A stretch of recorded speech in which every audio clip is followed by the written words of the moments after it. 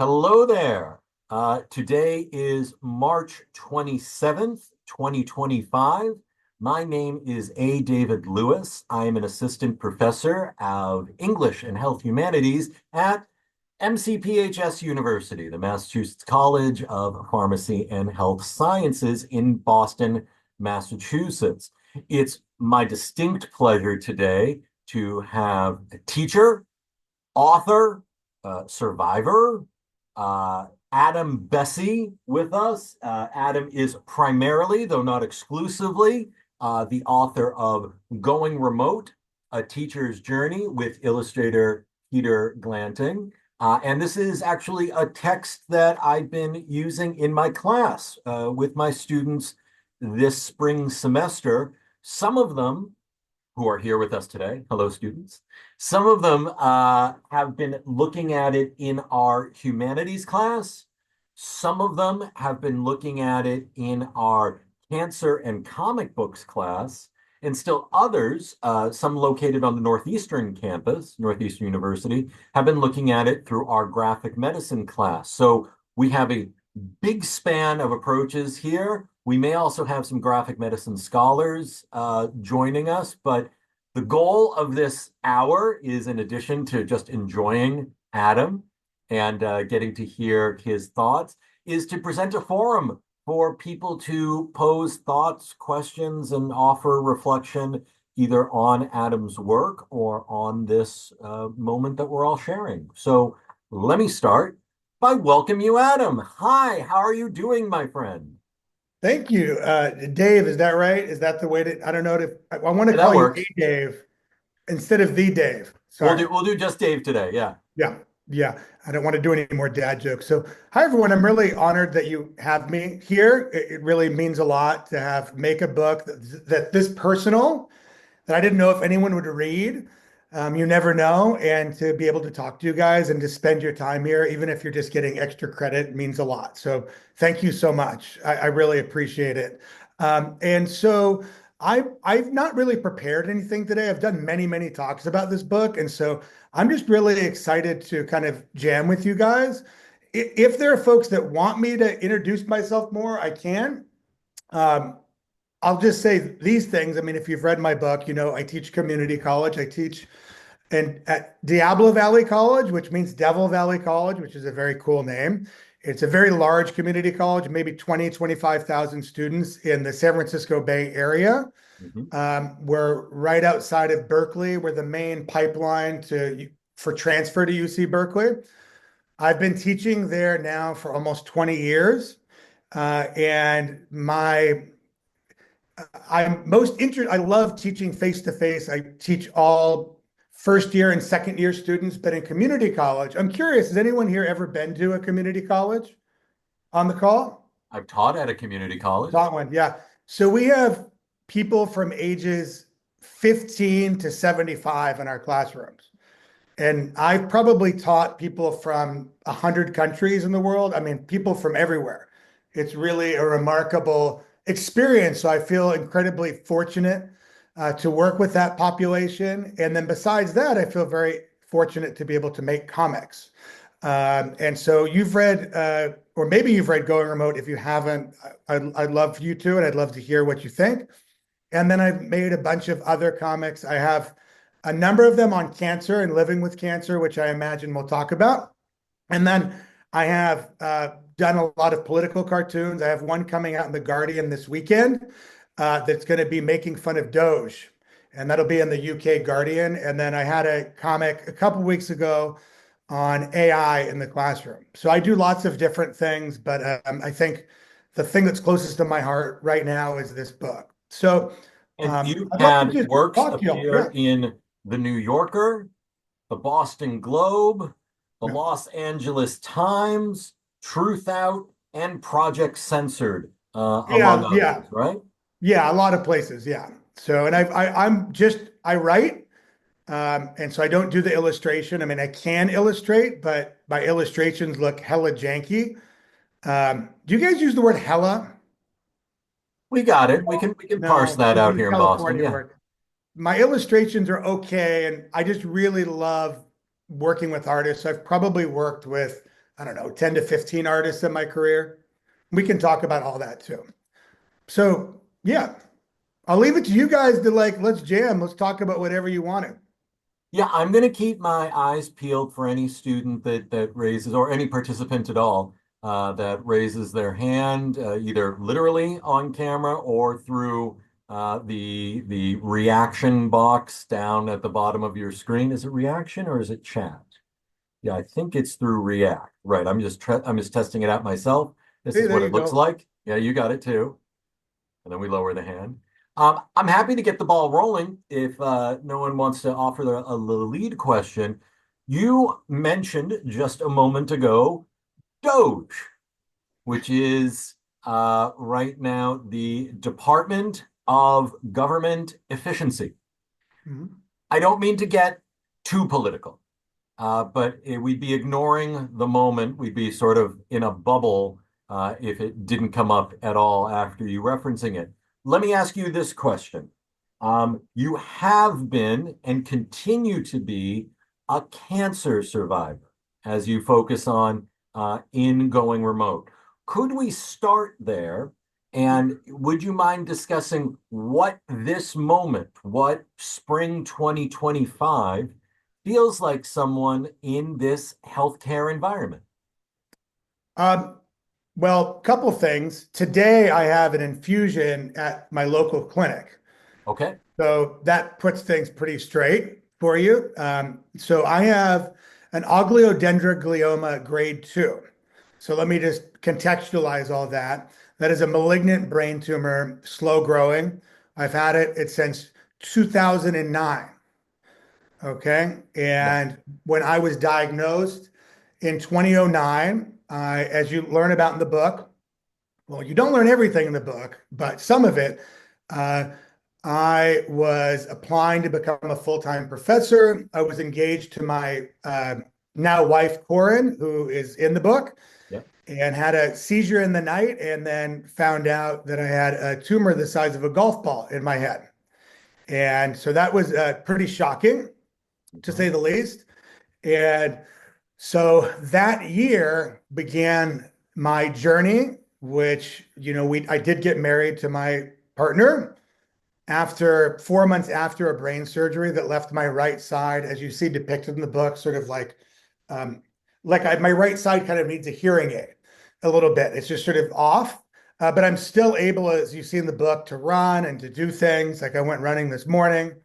But for the last, yeah, 16 years, I have been kept alive by the pipeline of medicines that come through experimental processes. Mm. Okay. And Yeah, so the first thing I did is I had brain surgery. Then I'm not going to remember all the treatments I've done. that's okay. I don't think. I did an oral chemotherapy called Temodar, which I took for a year. And that's something that was only recently approved when I was diagnosed. And previously, I would have had to have been on intravenous, highly toxic medication. And that was very difficult. And at that same time is also when I was able to have my son. And we only Sure. had the son because my son because of IVF and those technologies. After that, the tumor came back a couple of years later, or it's always there. It's never gone. So whenever anyone says, "Oh, is it gone?" I'm like, "No, it's just, you know, my doppelganger in there." I had to deal with it again and did the chemo again. Then I did radiation, then another chemo. Um, and and when you get to the book, I had just finished a course of another type of chemotherapy. And the way this works with cancer is that the cancer is highly intelligent. It just keeps coming up with new strategies. It's very frustrating. I wish the cancer was a bit dumber. But as soon Well, as you give it one thing, you do it for a while, it figures out another way to expand.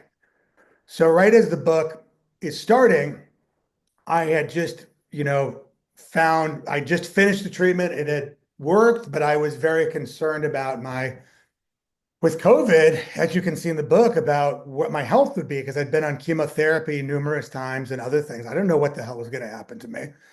yeah. And as the book goes on, you can see by the end of the book, which is my life, as I'm finishing the final chapter, I have to go on another medication. And that one is the one I just did for the last 3 years, which was an experimental medication that was just in clinical trials. That's a whole story I don't get into in the book for another time. Okay. Um, and that medication, which was going through FDA processes, worked for 3 years. And then it stopped working in November of this year. And so I had to switch medications twice. And then now I'm on an immunotherapy, which I've never been on before. And that requires me, I just drive down to my local hospital and I have a 30-minute infusion. It doesn't hurt. I don't really feel sick. Um, and I'm balancing that with teaching full time and talking to you guys and parenting and all of that. So when you ask me, that's a long-winded way of explaining the political moment. Yeah.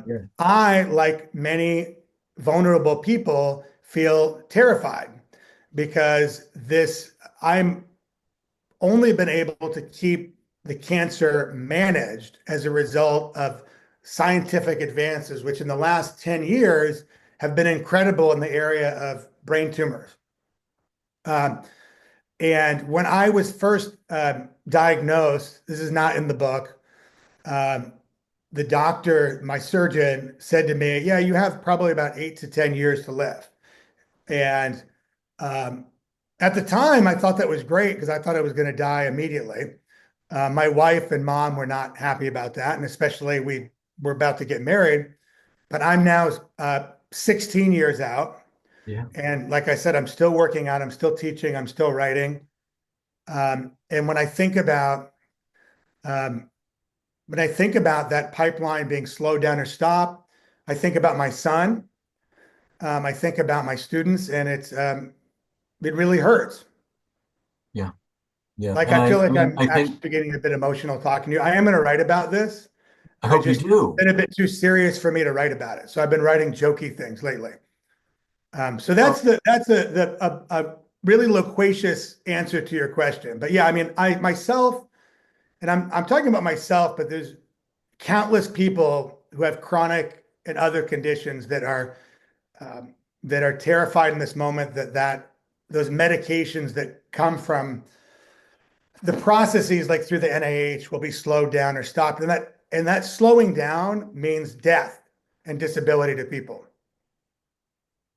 I hear you. I to absolutely people like hear me. you. And I mean, the reason I bring it up isn't to be contentious or to be radical. A majority of the attendees today and people who will be seeing this are future healthcare workers. I mean, that is our focus at this school. I don't think you have to be in the healthcare field to feel concerned, certainly to have empathy and compassion, or to feel that you are part of as you said, a vulnerable community. And I'm a, So I'm I, a, I'm a white guy, dude, with a tenure track job, and I feel yeah, vulnerable. So I'm thinking I have a lot of undocumented students at my college, a lot that I'm close with, and they're terrified every time they come home, their mom or dad's going to be gone. So, again, if white dude with a great job living in this beautiful suburban house is terrified, multiply that, you yeah. know, by many times. And we could get into that at another juncture, but I'd love to just hear I any. do hope you write about this. I do very much hope that we get to see this investigated when you can and when you've had a chance I got to to get through process it. all my students' papers, then I can I can write more. I'm just curious if anyone, I mean, I just revealed some like pretty heavy stuff. I'm just curious if anyone in the audience, other than Dave, wants to talk to me about it. I'm curious. Don't be afraid. I talk to people all day for a living and listen to people all day for a living. Well, I'll ask the population that's here. I'll ask just the students and other folks that are attending whether they had a similar experience, perhaps not as a cancer patient, but a similar experience during the pandemic. that we all went through, or if they're having any type of parallel experience now. Are people finding this relatable to them, or is this educational? This is something that you're being exposed to for either the first time or the first time in this format. Uh, can I ask folks where they land?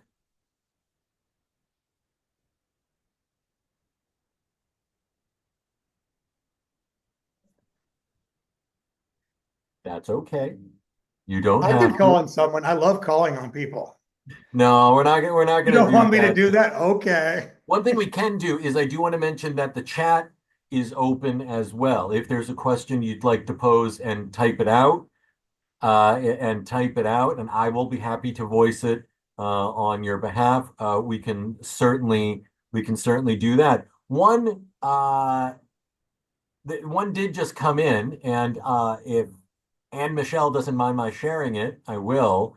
The question is, they're tuning in from a loud location, so they don't want that to be transmitted.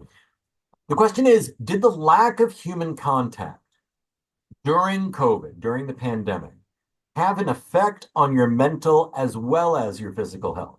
That's a great question. By show of hands, how many people would say that the pandemic had an effect on their mental and physical health? Okay, so I think this was a mass traumatic event that we still haven't processed through. I'm not a psychologist, but I think I'm a perceptive human being. Yes, it did. And I would say to answer that, how many folks read the book for your professor's class? I'm just curious. Okay. Do you guys, anyone remember the scene with me running and having a hole punched out through my chest? Yes. What do you tell me about? I'm just curious. Anyone remembers that? I think that explains a lot of my feelings. I'd love to talk about that, and I will, and you can share what you think. So I think I'm a very loquacious and talkative person. So yeah, there it is right there. That scene. I say scene, that's like a memory. That's what's crazy about when you write a book is that that's a real feeling and a real experience. It's not made up. But I call it a scene maybe to distance myself from it because it's still very difficult. So I became a teacher because I couldn't believe that I could be creative and social all at the same time. And that was something I could do with my life. So I joined the classroom not to be in this kind of virtual space, no offense. I never taught an online class before. And thankfully, right now, I'm all teaching face-to-face classes because I like the like the electricity or the power or like the jazz like improvisational quality of a classroom where there's a certain point where you're just kind of in a flow state if you have a good class and it just is electrifying. Who's ever had that like once or twice in a class where you're just kind of like flowing through things? Yeah. Now, that doesn't happen a lot, but it happens enough that it makes teaching a wonderful profession for the most part. So COVID happens, and the first trauma for me, other than, as a someone living with cancer, that I'm going to get sick and die during COVID and leave my wife and son. The second thing is, you know, how the hell do I teach when I'm not with my students? Like all the tools that I've developed as a professor and educator are in the art of being a human and cultivating that humanity. And so now having to pivot into this new space, like we went online, like many of you guys, like within a week. And California, like where I was one of the first places COVID appeared. So do you guys remember? I don't know how old y'all are, but they had a cruise ship that was in the Bay Area and everyone had COVID on it. So that's right near where I live. And one of the first cases was in Solano County, which is right across the bridge, like 5 minutes from our college.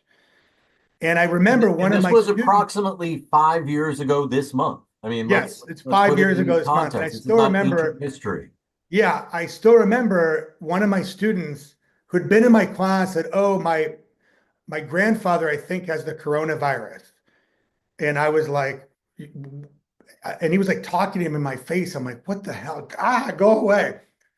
Um, and so there was the trauma that all of us shared, the joint trauma of the fear of the virus. There was my own personal trauma with my condition, which many people felt if they were immunocompromised or had other situations. And then psychologically for me, I loved my job. And as you read in the book, like I'd had to take time off my job to do treatments. So I was like excited to come back to teach. And then now it's disrupted. And not only that, but for years now, I can't work face to face with my students, but in no offense, this dehumanizing format of Zoom, which, renders all of you in two dimensions. I don't get to hear you. I don't, it to me is a technological kind of fascism, but that's a story for another time. And so, yeah, I was psychologically impacted. And then I think one of the biggest impacts, as David showed you in that scene where I'm running, is one way I managed my emotions is I would run every day. I ran like 50 miles a week. It's just like I had nothing else to do. I'd run in the morning. And that morning, I would always check my email before I ran just to see if there was anything I needed to do. And the email I received was a student saying that, sorry, the homework wasn't done, but they had attempted suicide. Um, and it was shocking. And, you know, students often, as English professors, will confide in you. So I got this, and as you saw in that image, it like ripped kind of a hole in me because I felt like I'm so distant from this person. I don't have the tools to do this because I'm not a psychologist. I'm a teacher of English. Um, and that wasn't the only person. I mean, during that semester, which was the fall of 2020, I had so many similar reports of people just falling apart psychologically, physically. And because this country has such inaccessible systems of care, where do they go to but to somebody that seems like they can help them, their teacher? And I'm not equipped to do any of that. They train me how to analyze texts and talk about texts. So I was experiencing, and I actually, when I created this piece with Pete and had the holes being punched through the chest, I didn't know that was vicarious trauma. I hadn't heard that term. And that's what's so powerful about graphic medicine and art is that you can go beyond your conscious thoughts and theories, and you can get to spaces that maybe you don't have the language for. And so it was like I do a lot of like drawing in my notebook or writing and then talking to the artist and thinking about what is the best imagery that would capture this. And it's like, again, I didn't set out to say, I will depict, compassion fatigue or vicarious trauma. It was just how it felt to me. So that really defined a lot of the pandemic for me. And that I did become, as you read in the book, a faculty member of the campus crisis team, which dealt with students that were homeless. In California, we have an enormous homeless problem. So I had a lot of homeless students, domestic violence. Now, I didn't, know anything about this. I was in these meetings to think about the educational perspective and how to manage the student in terms of how to get them back in the classroom. But I spent about 3 years on that weekly meeting, hearing about how students are affected and feeling sort of managing that trauma. So yeah, that's a very long answer to your question. But yes, like all of you, I was impacted and I did my best to manage it by taking action in different ways. I saw a question there. Yeah, another question came in, and this was from Marina. Marina, do you want me to speak it for you, or would you Yeah, like why to? don't you speak it out loud? Sure. Hey, I apologize for the surrounding noise. But Yeah. I was just kind of asking, like, since COVID, since everything happened, how has that like changed the way that you teach students? Because obviously, like you mentioned, you have to do some things now that are over Zoom or online or whatever, or some talk. So I was just wondering if like that, like the way that you taught has ever changed since coming back to in person. Oh yeah, profoundly. That's a very good question. The reason I started writing this book is I knew immediately that teaching would change forever. And Hmm. that's before I knew AI was here. And AI is a whole nother level of how things are going to change. Um, I may get into that later or not, but because in my book, I do kind of talk for one page, I mentioned kind of AI. I don't you mention it directly, but indirectly. And that was before ChatGPT blew onto the scene. But I'll tell you a couple of changes. Number one, all of my classes now, even if they're in person, are basically hybrid. So I have lots of online content. Still, that's I think, and that I think actually has been a positive change. I'm a bit of a tech skeptic, but I think this has been a net positive for many people. I don't know if it's a net positive for me because I feel like I'm doing more work, but it's a positive for the students. Um, Secondly, I would say I I just feel like there's an enormous increase in mental health issues with students. That's supported by data as well. And I see it on the front lines. I mean, I can't tell you how often I get emails about different psychological crises the students describe having. And so more, and I don't grapple with them because again, I'm not a therapist, but a lot of it is connecting them to programs that can help them. So we have like a contract with a private company called Timely Care. I have mixed feelings about that, but it's a telemedicine company, so we can recommend them to that. And then we have a crisis intervention team. So more of my job seems to be like working as a social worker, to fill in for the gaps that this country has left to take care of people. And I would say those are the two biggest post-COVID changes.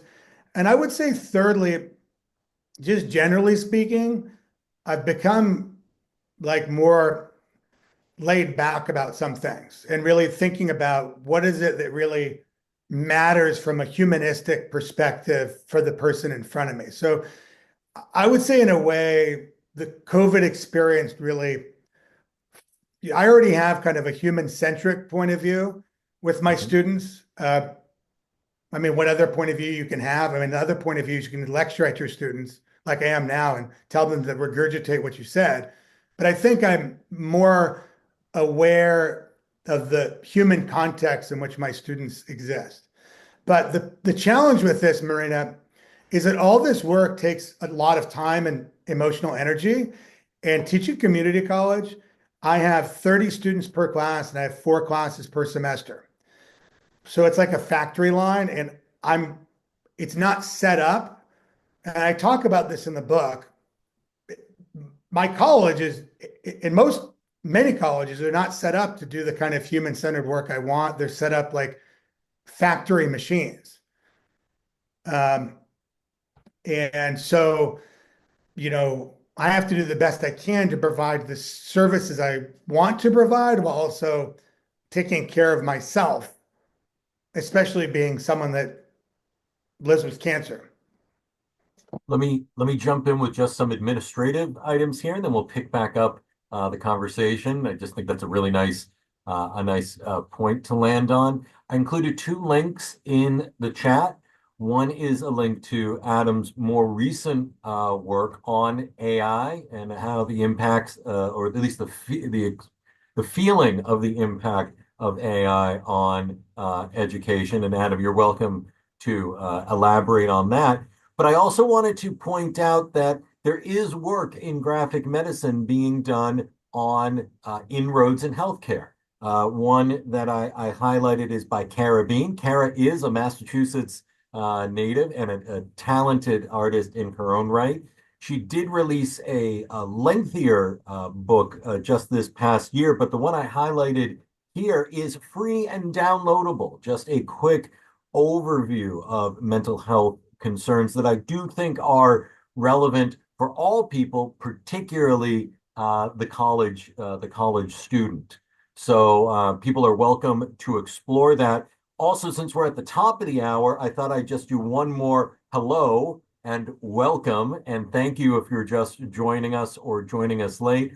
We're enjoying a conversation with Adam Bessie, particularly focused on his work going remote, a teacher's journey. But we've started to touch upon bringing that into the current moment, spring 2025. Of course, I defer to the students and the attendees that are here for any questions they might like to pose, either aloud or in the chat. But otherwise, I have a few other directions we can go with Adam in. Real quickly, I wanted to mention Peter, my artist, just made 2 comics about his own mental health that just came out. One of them is published in the graphic medicine page. So Peter had, who again I worked with, had a real difficult challenge with his own mental health and had to do some pretty significant actions to take care of himself. But thankfully, after a very difficult year, he's on the other side. And so these are 2 comics about his journey that just came out in the last week and a half. And I'd recommend looking at them. The one that just came out today is on self-compassion. I I'm love really that. proud of Pete for doing that because he had a real difficult journey. But he turned it into art. And that's kind of, what I tried to do with this book is we talk about graphic medicine. This book was a form of medicine to me. And I say that in the book. It was a form of narrative medicine. When a person, I don't want to speak for every person, but when you have a chronic or very difficult condition, yeah, there's Pete's piece right there. Beautiful. I actually haven't read it yet. I just saw it today and I was texting with him. I would have invited him, but he's at work right now. We'll do it But another time. We'll have Pete on another time. I'm sure he'd be happy to come and talk about this work. So when you're dealing with a difficult medical condition or any life condition, one feels very disempowered. And you can feel like you're stuck in a narrative you don't want to be in. And so to me, creating this book and a lot of the art I do is a way of narrating myself into the story in a way of sort of trying to heal myself through that narrative process. And so when we talk about graphic medicine, yes, it's a genre that includes what you see here from Peter. It's my own book. There's many other. What other works of graphic medicine have you guys read this term? Well, we have a Anything few else? different classes intersecting here. I think that Caden, who I see, Delaney, who I see here, Amanda, who I've seen, they've read Seek You by Oh Kristen yeah, Radke, very good book. Yeah. dealing with the health impacts of loneliness. I do know that my other class, I think that Marina is part of, Boyan is part of, Aya is part of, have looked at other cancer comics. So we've looked at Mom's Home by Brian Fees. We're looking at the death of Captain Marvel. We're including superheroes in this, as well as Miriam Engelberg's Cancer Made Me a Shallower Person. So they're coming at a real intersect point of Did you graphic guys medicine. read or know about, I think it's called like Murder Falcon or something like that? That rings a bell. Yeah, the main character has a brain tumor, and we could talk about that later, but the representation of cancer in the media is a big issue for me, especially brain tumors. But in any case, I would just say that going back to that, the thesis about graphic medicine, I was making graphic medicine before I knew the term. So the first comic I made that was published was with Dan Archer, who did a powerful comic on human trafficking in Nepal. He's a friend of mine. And we did a comic called Pink Ribbon Envy, Living with an Uncool Cancer. And that was the first work of graphic medicine I did before I knew the term. And I did it. I waited till I got tenure because I was afraid that if I was open about my brain tumor, that my students would have some grounds to complain about me or say, oh, you gave me a bad grade because you have a brain tumor, something like that. And so I waited till I was tenured to publish it. So this is, yeah, the first work of graphic medicine I make. And God, I had more hair then. And let's just go down to the bottom here. I think this captures my point of view. Yeah. And so, Tell me when to stop scrolling. oh, that's good. You got the picture here. That's a work of graphic medicine, but also reporting. I interviewed some scholars and folks that were uh, fundraising for brain tumors, but um, I made this work as a way to like try to represent the brain tumor experience, which doesn't, and the same motive goes for going remote, because in the popular media, if you see a brain tumor, one of two things is going to happen in that story. One thing that will happen is the person will well, in all cases, they will die. What is the death? The death will be something sweet, like in P.S. I Love You, where the person like has love notes or something like that, and they somehow become sainted through their process of death. The other option is seen in the film Videodrome by David Cronenberg, which is a horrifically body horror thing, where the person with the brain tumor acquires like some kind of special powers, and they have some kind of special, maybe even malignant perception of the universe. And so my goal with this work and with going remote was, like they do with breast cancer and other cancers, to like introduce you to actual people that have it and to say, look, I'm alive, I'm living. I'm not just a plot point for your story to create sympathy. And so I only got into the graphic medicine conference because a friend of mine who's a professor at UC Berkeley in disability studies said, hey, you should go to this graphic medicine conference. It looks like your deal. And I did. And that's where Dave and I met the first time, is in Ireland this summer. So I've been there ever since. I saw a question from Marina. Did you want to ask something? Yeah, I just had a like question on top of what you were talking about, because you kind of mentioned that like how cancer is kind of portrayed in society. We kind of talked to this with Professor Lewis, but why do you think that cancer is kind of a touchy topic, even through the generations? I feel like even compared to like my grandparents and so on and so forth, um, it's not really something that's talked about unless it happened in someone's life, if that makes sense. Well, pretty easy answer. People are terrified of it. And when we're terrified of things, we don't want to talk about it because we think if we don't talk about it, like it won't happen. It's like a magical incantation. If I say the word, maybe it will appear. It reminds me of the horror film Candyman. If you say it 3 times, Candyman will show up. So I think that's a human reaction to things that frighten them, is to not want to talk about them. I mean, that's a simplistic psychological one that had cancer. Um, you will find, I mean, I'm generalizing, but I found it to be true in my experience. And I've known people who have had many different cancers and illnesses. You immediately lose some friends, and then you gain some friends. Some people just can't handle being around that or thinking about it because it reminds them of their own mortality. And I think when people have cancer, it really breaks through the American need to feel immortal in ways Mhm. that other illnesses have done throughout time.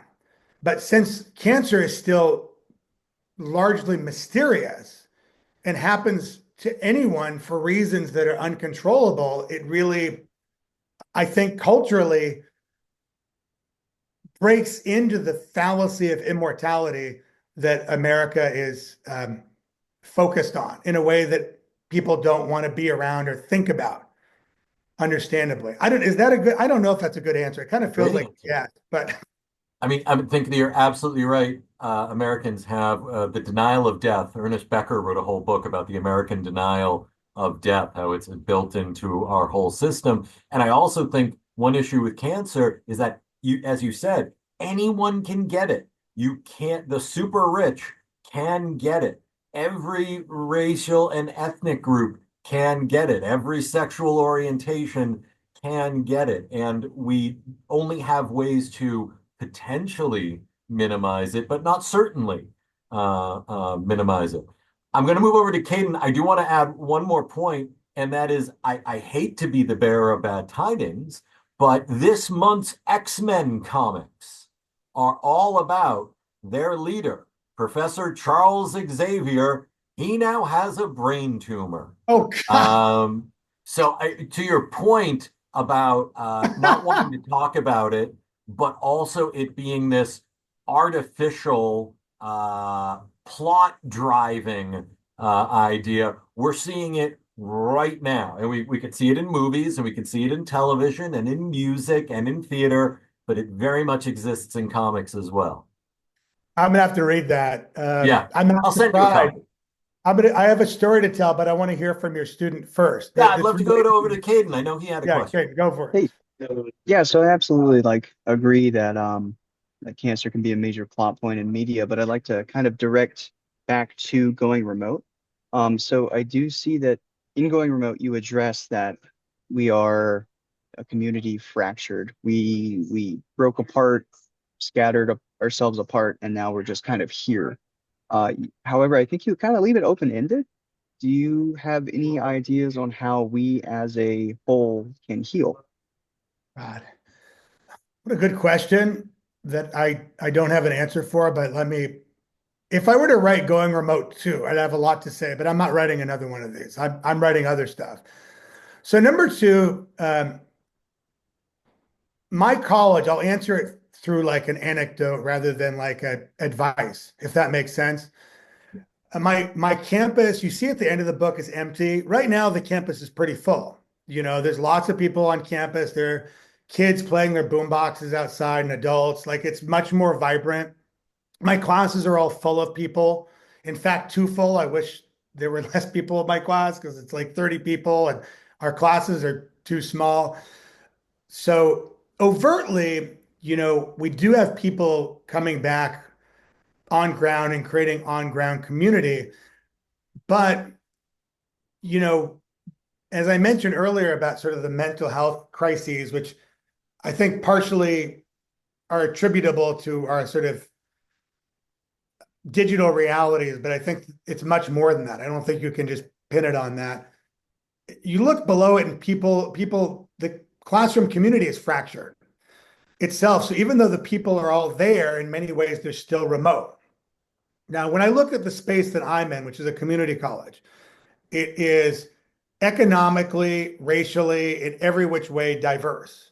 So there's already, people that are gathered in a room that socially and economically and racially are not often in the same space at the same time. And one of the missions, I think, of effective liberatory democratic education is to get people to become citizens in a democracy, not subjects in a dictatorship or a monarchy. And so, what it means to be a citizen means you need to be able to communicate and listen to and connect with people of different backgrounds. And that's why I love the community college, because it's one of the few spaces that actually occurs and that I actually see it happening. That said, those divisions are there. Where I live in the Bay Area is highly segregated. Now, everyone loves to talk about California and how progressive it is in the Bay Area. It is very racially and economically segregated. So in my community college, like we have folks from this community, Danville, which is right outside of, again, the Central Bay Area, that's essentially like a white enclave community. And then you go down the highway, maybe 20 miles or less, and you're in a primarily Latino corridor. And these communities are separated by schools and by expensive, like Boston, extremely expensive housing. So we're still remote by those forces, which were pre-existing the pandemic. And so I think one thing to take from my book too is a lot of the things I'm talking about post-COVID are there pre-COVID. The trends just sort of accelerated. Yeah. The one thing that I see, and to answer your questions, I'm giving a diagnosis of a pathology rather than an answer, is that I think reacculturating people to be with other humans and having positive experiences with other humans that may be very different from them is, I think, the way to go. And so in my classroom, right, when I get in every morning, I get to know everyone's name. I talk to them personally, ask how they're doing. I have them put their phones away and say, just talk to other humans around you. is I notice most students will retreat immediately into their phones as if it's a pacifier. And it is a pacifier. I think many, now that smoking is basically illegal, many people just use their phone to smoke. You know what I mean? Like to manage their emotions. And being in a classroom with people from a bunch of different backgrounds, like it's hella nerve-wracking. And so I think within the classroom space, my little part of it, I'm like, how can I humanize the space and through that model some little micro democratic healing thing? But again, I mean, that when you look at the broader things that are occurring, it's overwhelming. The question you asked, like within the particular political context we're in right now, I mean, it's really demoralizing and exhausting. So rather than getting exhausted by that, I really try to focus on what I have control over, which is I can go into my classroom, I can be kind to those people, I can work with them and try to help them tell their stories and help them connect with each other. And that's at this point what I can do. And I can protect my students that are vulnerable.